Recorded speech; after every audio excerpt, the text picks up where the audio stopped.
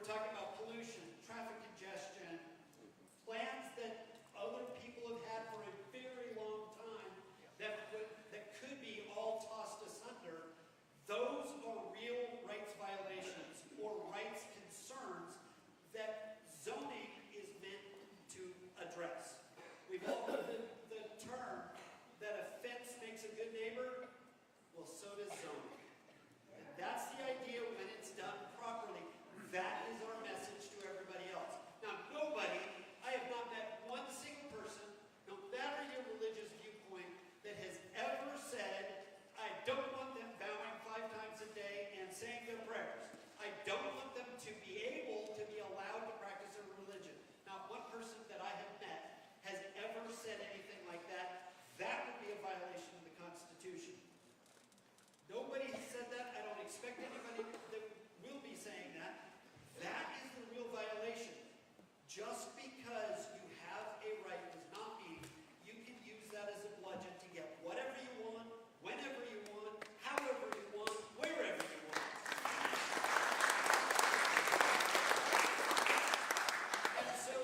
And that's every single one of us. So if we agree that we're going to be good neighbors to each other, we're going to be good neighbors to anybody that comes in, we expect the same in return, then I think we've got everything we need to form our thoughts and actually win this on Monday. With that, I'd like to bring up Christine, our former deputy mayor, who's going to help us understand the planning process and some of the things and some of her arguments that she actually argued before the city council. And we're going to get to some other things before we actually open it up to all of you. We have some good speakers out in the audience, and we want to make sure everybody has a chance to get heard if you want to be heard. And some people, we especially want to hear about from neighbors who are going to be directly affected by what's going on.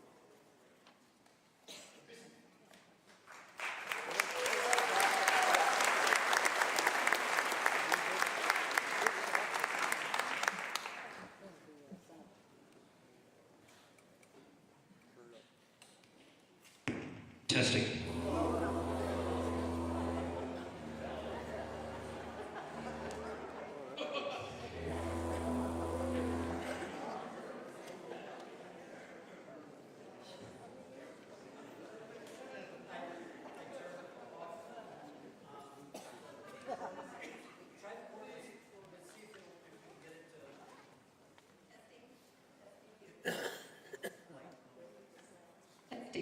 Okay.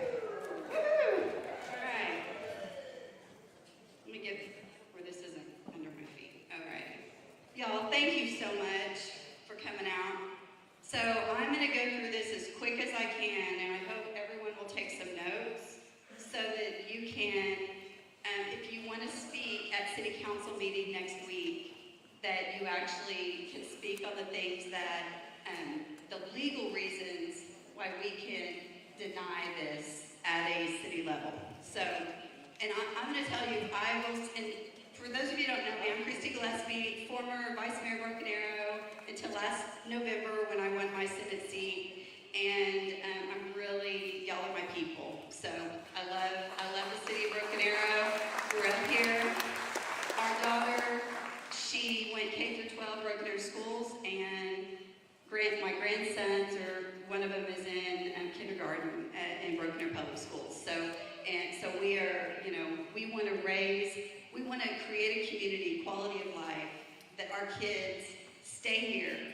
They want to raise their families and continue with that tradition, because, I don't want my kiddos moving out of town. I want them to stay here and be able to have a great quality of life. So if I was still on council right now, and my own church was doing this proposed development, I would have voted no.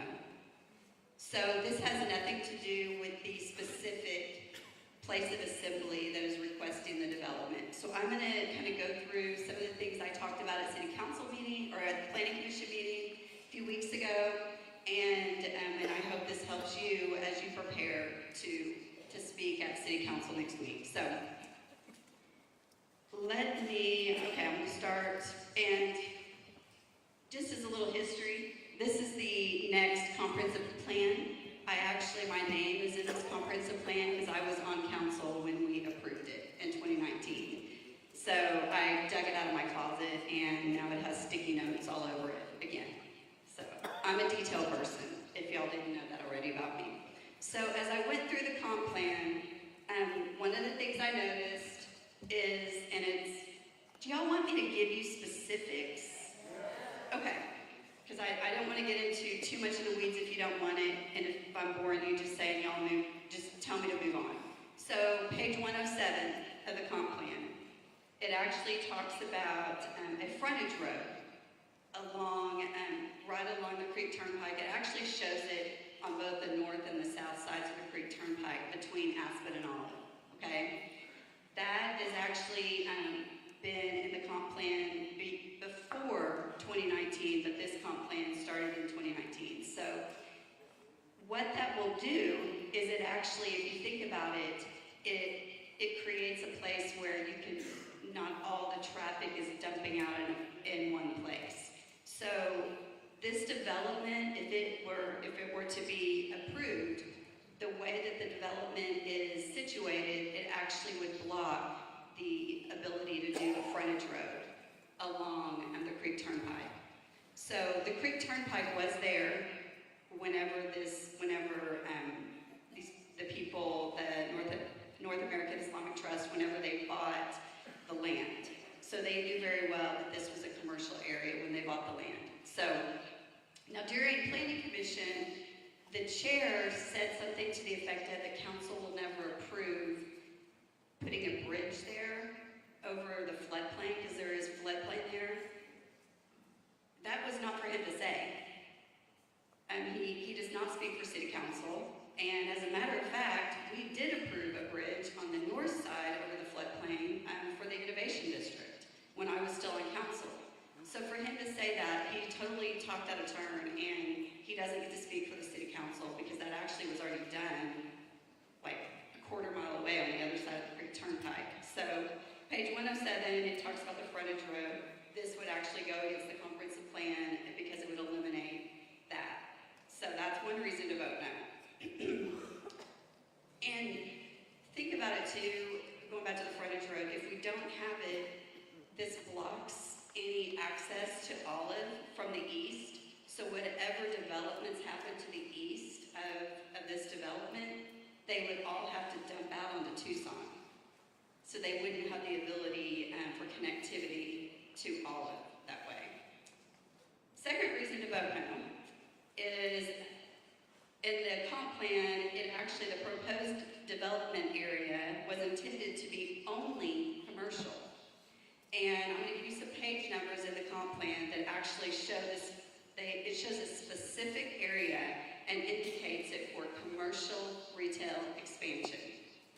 And think about it, when you exit off a turnpike or any expressway, you see gas stations. You see, when you're on an expressway, you're looking, if you're coming in from out of town, you're looking for something to pull you off the road so you can spend your money in that city.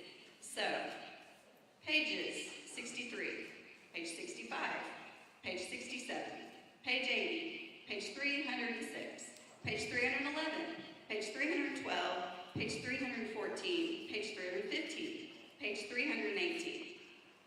There are 10 locations in the comprehensive plan that are specific mentions of this specific location for commercial retail expansion only.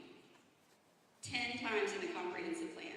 So when they said at Planning Commission that this did not go against the comprehensive plan, that absolutely is not true. These are specific areas where it goes against the comprehensive plan because their proposal, this 20,000 square feet, this measly little amount they're willing to give, this is a tiny little strip center, does not make up for what we would lose in sales tax revenue for the city. And for those of you that don't know, municipal governments run on sales tax. That is how, and a little bit of history about me too, for those of you that don't know, because maybe some of you don't know my history, but when I ran for city council,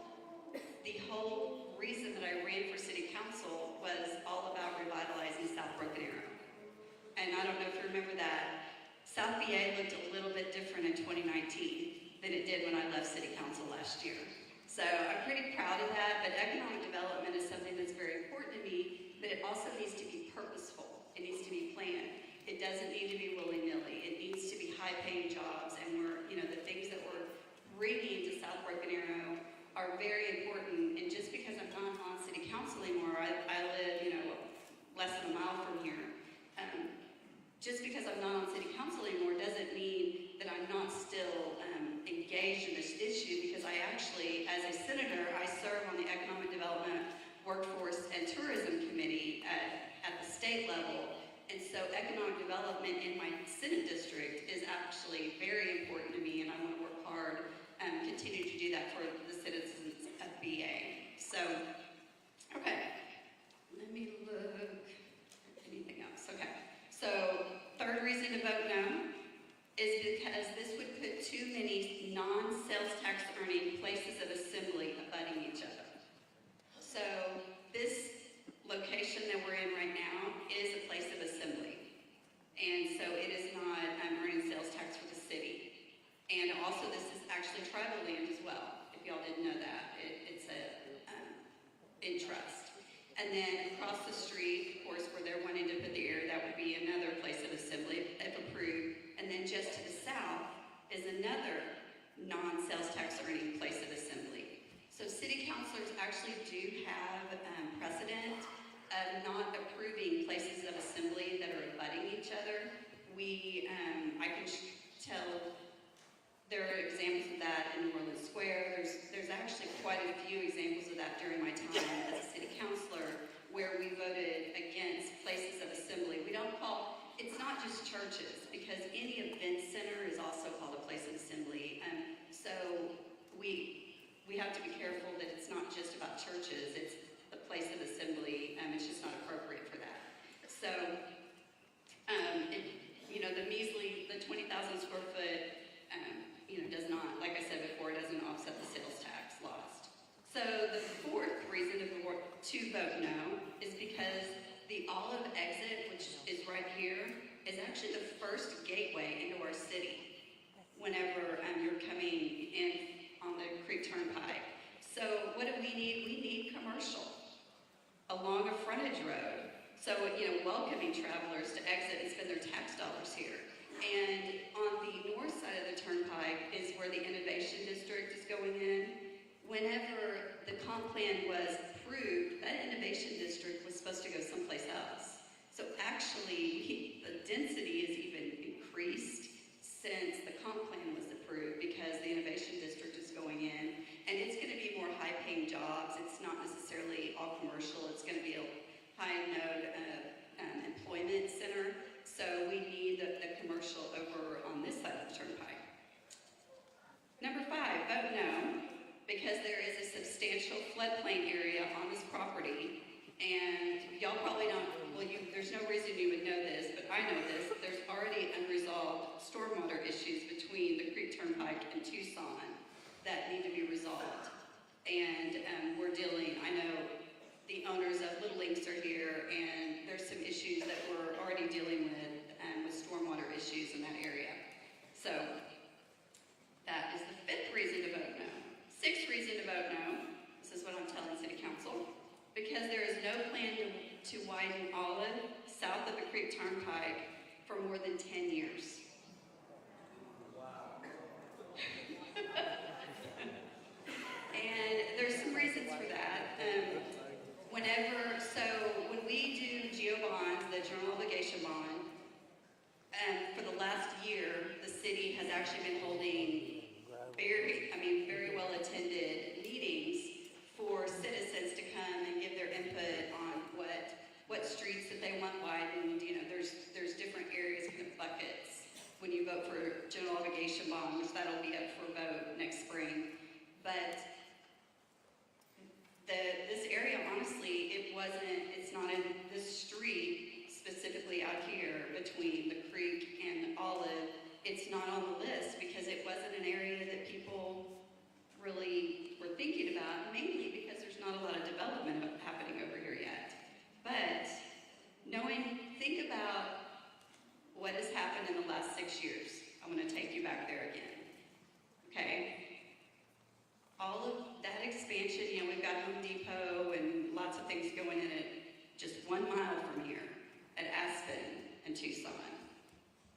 all move east, or I'm sorry, all move west toward, you know, the edge of Broken Arrow. And this is where it'll happen. But, so that's another reason we need that frontage road so that we can get, because there will be traffic as those expansions happen.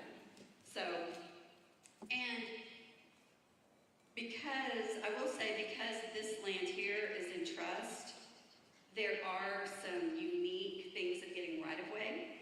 I'll just say that. And, you know, whenever you widen the road, you have to get right-of-way. And so that will be, every time we widen the road, there's a lot we go through as a city to get that right-of-way, because they pay, I mean, the city pays for that right-of-way. They don't go in and just take it.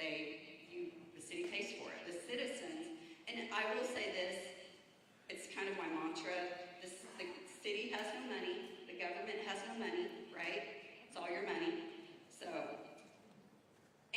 So those are the reasons, those are my 6 reasons that I'm going to tell City Council, where I'm going to implore to them that they vote against this, that they actually deny this. I would love it if they would actually make a motion to deny instead of waiting for the motion to approve, because I like voting yes on things, so make the motion to deny and then they can vote yes.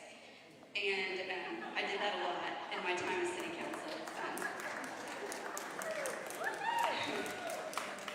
One thing I will suggest to you, and it actually works, I tried it today because I have my little paper here and I practice talking 3 minutes. It's impossible. I mean, this right here it was 5 minutes. So I copied and pasted this into ChatGPT and I said, please give me a 3-minute speech. And it did. It is the craziest thing. I was like, how did it leave out something? I went through everything. It did not. So evidently, I'm too wordy. I'm too talky. But I was amazed. I went back through it, and it was 2 minutes and 56 seconds. And I said the exact same thing. I'm like, what just happened? I don't even know. But it did work. So type it all up, put it into ChatGPT, ask for 3-minute speech, and it will spit out something for you that's fabulous. And it's the same words, like it's still my words. So I don't know what it cut out, but it cut out something. So are we waiting to take questions or? Yes. Okay. You're going to hang around, we're going to take questions. Okay. I hope that helps.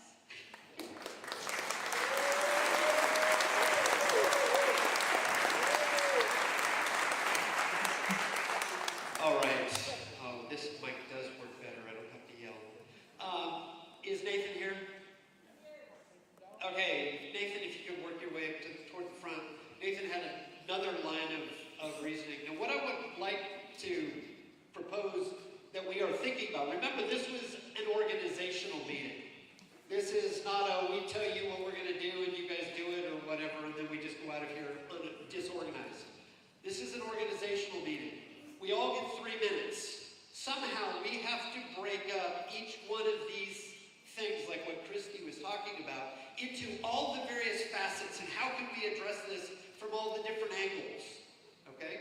So here after Nathan talks to us and then we start to go into open mic, as it were, what I'm going to ask you to do is we're going to then point to, okay, if you want to speak on this issue, come over here and meet with your fellow people who want to address that issue. And then you guys work out amongst yourselves how, after hearing each other tonight, how are you going to all address all of the issues and get it all in at 3 minutes per one? Okay? That's kind of the idea. That was my vision when I started this whole thing, because that's what has worked for us in the past. We actually chatted beforehand, and we were talking about, okay, if you cover this amount, I'll cover this, and between us, we got 15 minutes worth of testimony in on whatever the subject was between us all. And so that's what we want to accomplish on each and every one of these topics, and there's going to be plenty of other things to talk about. Those will all get covered as well, and so that's what we're going to organize here in a little bit. So, Nathan, if you would come up and talk about the parking that you brought to my attention. I have no idea.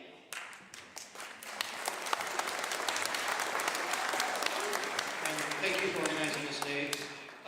My name is Nathan Dahm. I spoke at the Planning Commission meeting to discuss specifically on the parking. But as Dave has said, we need to hit this on multiple fronts, okay? And yes, if you go to the meeting, you'll only have 3 minutes to speak. But what I will say is, you don't have a time limit on emails, okay? So if you have not emailed the city councilors yet, you can send them an email every day with different things, reiterate what you said. Hey, here's all the reasons you should be voting no, okay? So you can get that kind of out of your system, right? If you need to send, a 15-page document to them, do that through email, continually contacting them.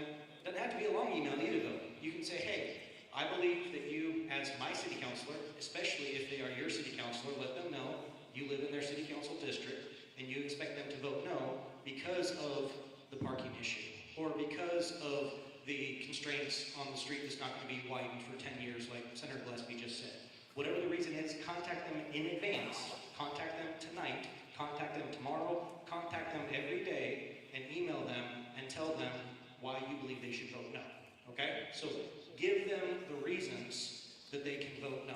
Because I can tell you what's happening behind the scenes. Because I've served in elected office, and what is being said is the lawyers, no offense to any lawyers that are in the room, but we know how the general public feels about lawyers for good reason. The lawyers are saying, well, the courts have said this, and the courts have said that, and you can't deny them because Islam is not really a religion of peace, or because there's concerns about ties to terrorism. You can't deny it for any of those reasons, and if you do deny it for other valid reasons, it could look like you're doing it because of religious reasons, and then the city could get sued. That's what's being told behind the scenes, I can guarantee it. That's what the lawyers are saying. So the city councilors are looking for a reason to vote no that won't get the city sued, won't get them potentially in hot water. They're looking for a rock-solid reason to do it, right? And even if it's not a rock-solid reason, it needs to be a valid reason besides just the concerns with Islam, which there are plenty of concerns with Islam, okay? Think of it this way, right? How did they go after and finally get rid of Al Capone? Income tax evasion, right? Was there a whole lot of other things going on about behind the scenes that were wrong? Okay? So if you're wanting to oppose this, even if it is from a religious perspective, which I understand and I agree with you, the city council needs valid reasons to oppose it. Reasons that they can say, hey, this doesn't fit with our comprehensive plan. Okay? So be aware of that. Keep that in mind. Sure, you can express your concerns on Islam, on terrorism, and all those things, but those aren't going to be a valid reason that they can use as their reason to vote no. Does that make sense? So keep that in mind as you're communicating with them. Communicate on Islam if you want, but just know that that's a separate kind of issue to this for why they would be able to vote no. Okay, so keep that in mind. But one of the reasons that they can vote no is parking.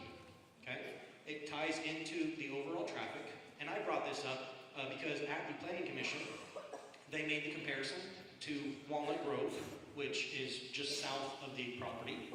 And if you look at the documents that they were showing on the plats, on the different overheads, go to Google Maps view, Apple Maps, whatever you use, and if you look at the two pieces of property, the two pieces of property are almost identical in size. And if you look at what Walnut Grove has, their building and their parking, they have about 150 parking spots. Now, this Islamic Center, this mosque, is saying that they're going to have 750 parking spots. 5 times as many. If you just take a simple overlay of the parking that Walnut Grove currently has, and you were to multiply that 5 times and try and put that on the property, it would not even fit on their existing property. Without half of the property being in swampy marshland that can't be used for parking anyways. So you're talking that half of their property is going to have to fit 5 times what Walnut Grove currently has. It's not possible. It's an impossibility on parking alone without a building and without the supposed commercial center that they're supposed to be bringing in the future as well. So it's just not feasible. It's like there's no way that that math can work. If you look at Life Church, which is just down the road a mile here, because that was also brought up at the Planning Commission. Well, first of all, Life Church is on a 5-lane road, not a 2-lane road, right? And also, if you look at the Life Church, the size of their parking, they had about 350, so it's going to at least be double that. If you just overlay Life Church parking on this property that they have, it would be about the same. And so they are claiming that they're going to somehow get twice as much parking in a smaller piece of property, which is not possible unless they plan on building a 7-story parking garage. It's just not possible. And so with some of these things that they are proposing, it's kind of it's going to be a bait and switch. They're saying they're going to do commercial so that they can get tax revenue. They're saying that they're going to be on septic, which is not possible for the size of septic that they're wanting to do. They're making all these claims about what will happen in the future. The other reason that I've said that the city councilors can vote no is every other piece of property adjoining this is still rated ag. This would be the one that they're trying to change to put a commercial center that they have no plans for, that they might eventually do, that might eventually bring some revenue into the city. So none of this adds up. If you look at it, they're just trying to get the permit now. They're obviously going to do a bait and switch and do something different in the future. Maybe they're going to try and buy another property or something. But there's no way that they can build the size facility that they're talking about, have the amount of parking that they're talking about, and have a commercial center on that piece of property. It's not physically possible in any way, in any universe. So, as you're contacting your city councilors, give them reasons to vote no, okay? I will say this also, there's the saying, you catch more flies with honey than with vinegar, okay? Having served in elected office, I've received a lot of emails from a lot of people that are very irate. Understandably so. This is something to be irate about. But, just talking as individuals, how many of you, when someone walks up to you and starts off by saying, "Listen here, idiot," do you automatically just let your guard down and say, "Hey, I really want to hear what this person's going to say"? No, that doesn't happen, right? So approach them understanding that they are in a potentially difficult position. Not really, it should be an easy vote no. We've given them all kinds of reasons to vote no, but it is somewhat of a difficult decision. Approach it as that, explain your position, say, "Hey, thank you so much for hearing me out. Here's all the reasons that I encourage you to vote no." And again, if you live in their district, remind them that you are a registered voter in their district, that you are watching this, and you expect them to be your voice. That's what they're elected to do, is to be your voice, to represent their constituents, to defend your rights, and encourage them to vote no on this. That's what I'm going to be doing. That's what I encourage all of you to do. Thank you so much. Thank you. Thank you, Nick. All right. I'm going to wind back for just a second, cover one quick thing. Quick history. I don't know if you all knew this, but what I started with was the elephant in the room. You know, our founders faced that when they founded this country. You know, there was a group that was not Islamic that they had the same fears. And they were called papists at the time. And it was because the religion wasn't merely a religion at the time. The Pope was a political figure who ruled wide swaths of land. And the problem was, people swore their allegiance to the Pope, and they did not swear their allegiance to the United States of America. And the concern was that the Pope was going to order everybody to flip, and the sleeper cells were going to pop up, and we were going to have internal strife. So this is not an unknown that we haven't been through before. And this only ended when the Pope forswore all public or political power with Vatican I in the mid-1900s. Okay? And then, in 1960, we had our first Catholic president. Only then, because Americans rightly distrusted what was going on. With that said, we are now going to begin opening up the mics, and what we want to do is we want to have people come up, let's have people who want to talk about the traffic issues. Come over to this corner, if you will, and there's a couple beautiful ladies over here in the corner who are going to help organize things. What we want you to do is, if you're willing, and the news media and everybody who's live streaming, at this point we ask that you stop recording, because we're going to open it up. We who spoke, we put ourselves out here